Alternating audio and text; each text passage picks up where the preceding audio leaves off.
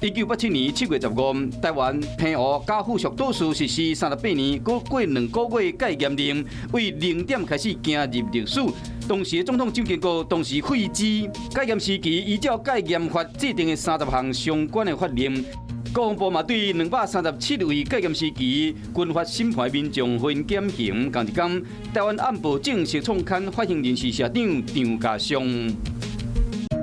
1988年7月15，通到台北淡水最后一班火车，真济人依照依依不舍的心情，伫车头等最后列车的纪念椅仔留作纪念。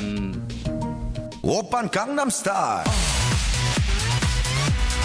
강남스타일 2012年7月15，南韩的歌手赛发行的《江南 Style》，以趣味的骑马舞红遍全世界，官方音乐片观看人数超过数十亿，并且伫澳洲、加拿大、法国、德国、英国等30外个国家音乐的排行榜拢摕到第1名，好汉流扫过全世界。